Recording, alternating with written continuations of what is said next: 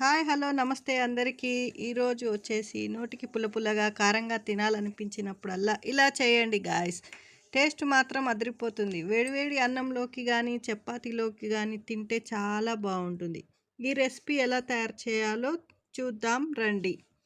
ముందుగా టమాటాలు అర్ధ కిలో హాఫ్ కేజీ తీసుకొని, పచ్చిమిర్చి 100 గ్రామ్స్ తీసుకొని, అలాగే ఒక 5 టేబుల్ స్పూన్ నువ్వులు కూడా తీసుకొని దాన్ని వేపుకొని ఫ్రై చేసుకొని, ఆ తర్వాత పచ్చిమిర్చిని కూడా ఫ్రై చేసుకోండి.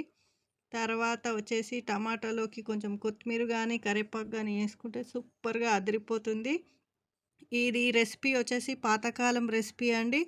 చాలా బాగుంటుంది. అన్నంలోకి కానీ చపాతీలోకి కానీ ఏ దాంట్లోకి కానీ ఈ చట్నీ అనేది సూపర్గా ఉంటుంది.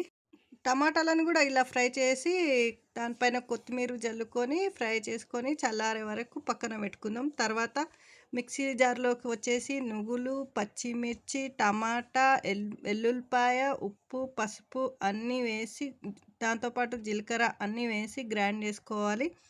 ఇలా చేసిన తర్వాత వేడివేడి అన్నంలోకి వేసుకొని తింటే సూపర్గా ఉంటుంది. మళ్ళీ మళ్ళీ తినాలనిపిస్తుంది గైస్.